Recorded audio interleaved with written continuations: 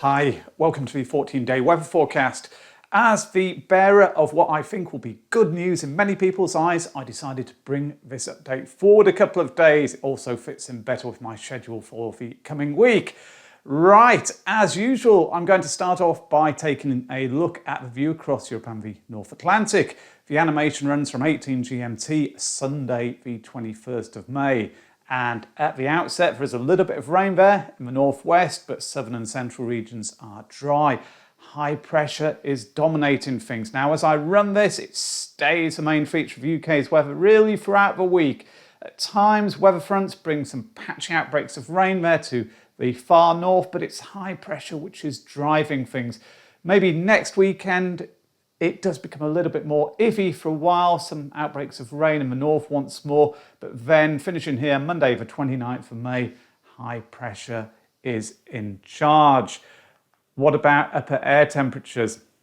At this time of the year, they're not the be-all and end-all because the days are very long. If it's sunny, it's going to warm up really regardless of what's taking place aloft. But a quick look, it's yellows and oranges which are indicating well above average, and to start off with, it's greens which are really covering the UK, so not particularly warm air aloft. And going through the week, there is some warm air moving across for a time, but a high pressure reorients again a little bit later on, and we're back to having the greens air covering most of the UK. So nothing special taking place aloft, no sign of anything really unusually warm. But as I say, down at the ground level, it may well be very pleasant. So a few example charts. 15 GMT, Monday the 22nd, forecast maximums. 18s, 19s in much of the UK, maybe a degree or so higher in places. Jumping ahead to Thursday, and 21s being shown here in the London area. Not a great deal of variance across the country, a few degrees cooler as you head northwards, but not very much difference really. Overnight lows, quite pleasant for sleeping still, dropping down into single figures, just using this chart as an example, 06 GMT, Thursday the 25th. Coolest there in the north, still distinctly chilly actually in the Scottish Glens, a touch of ground frost very possible. Jumping forwards again though, Sunday the 28th, 22 Celsius being shown here in the London area, 18s, 19s over much of England and Wales, even going into Northern Ireland and Scotland there. It's quite a pleasant picture. Goldilocks weather, I would think, in many people's eyes. Not too warm, not too cold, good conditions through the nights for sleeping. Rainfall. Days 0 to 5, the aggregate forecast here from the ECM model on the left, the GFS on the right, not very much to say. The wettest conditions being shown are in Scotland, but even there, totals are low, single figures in millimetres. Moving forwards to the 0 to 10-day period, yes, those charts did update, but they look pretty much identical. The totals have increased a little bit in one or two places, but all in all, it's a very dry picture in most of the UK, according to both of these models. In more broad terms, what are the deterministics showing as we head towards the end of the first week? Are they consistent with each other, or are they going for different scenarios? Here is the GFS, Sunday the 28th of May. High pressure still a major factor, as I discussed on the animation. There is more of an Atlantic influence in the far north at this stage, but then in the sequence, the high pressure reasserted itself in the days which follow. The Canadian model, high pressure more or less slap bang over the UK. The German icon, high pressure oriented in itself in a similar way to the GFS, so maybe more changeable there in the far north at this point. The ECM, the European deterministic, high pressure having more influence once more, so maybe centred there just to the east. A dry picture. There is the possibility that we need to keep an eye on developments to the south. If the high pressure starts being centred here, areas of low pressure may be pushing up from the continent, but not at this point. Finally, the UK Met Office global high pressure there over the United Kingdom. Good consistency between the models that High pressure is going to be driving things towards the end of the first week. The details are differing between the model runs, but not really worth worrying too much about them at this stage. Just, if anything, that chance of it being more changeable in the northern half UK for a time. So what about week 2? Does the high pressure continue to drive the UK's weather, or will things be changing? The Atlantic returning, perhaps? As ever, at this range, it's all about the trends and the probabilities, using the ensemble data to try and identify them.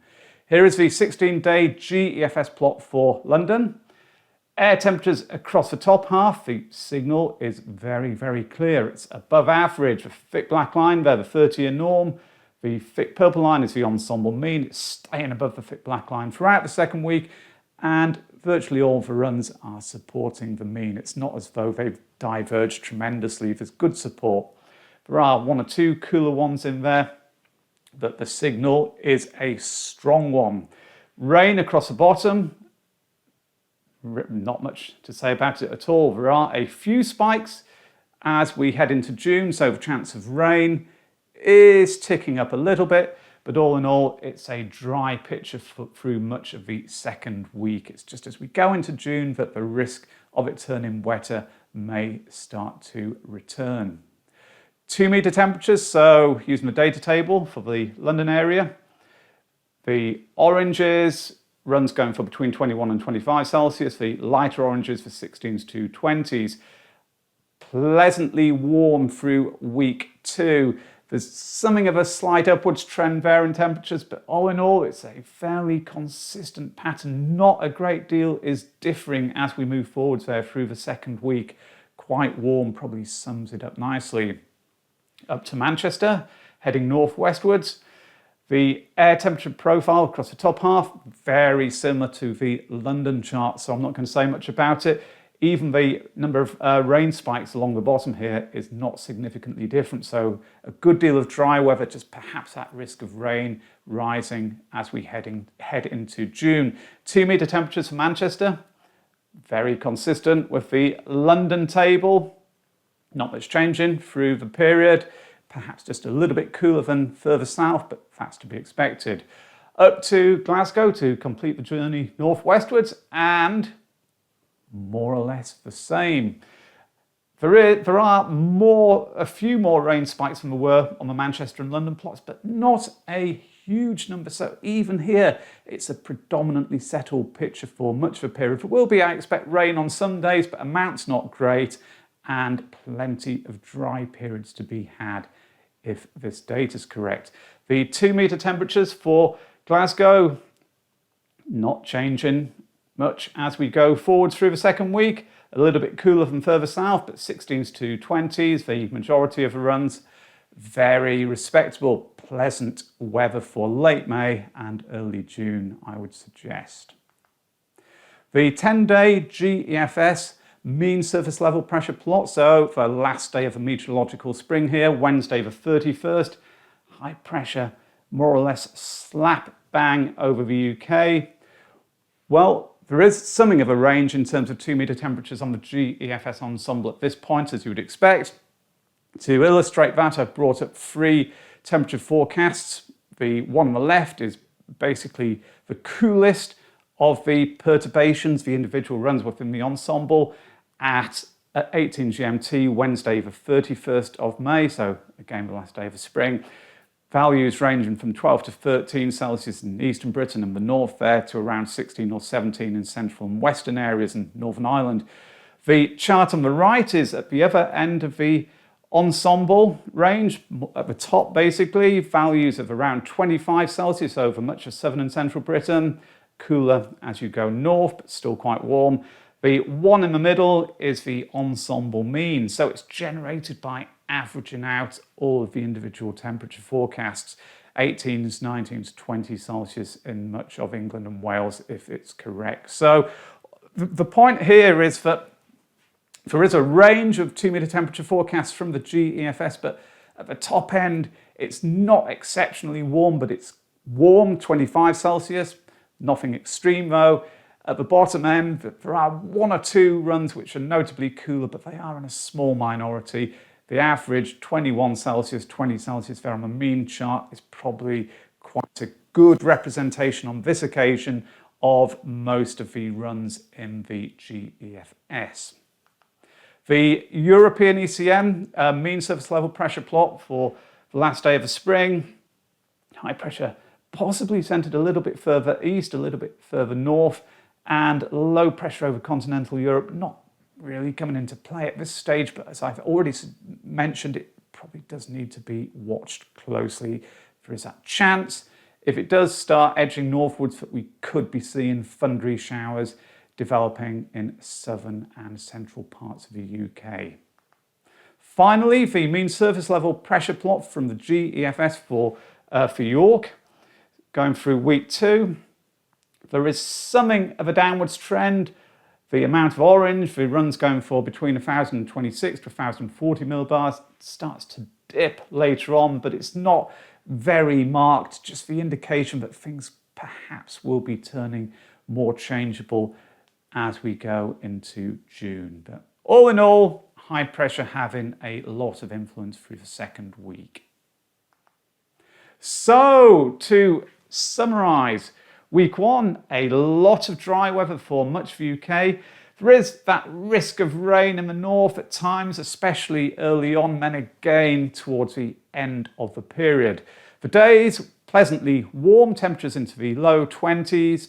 The nights, well, also pleasant, so good for sleeping, quite cool. Week 2, settled and rather warm early on.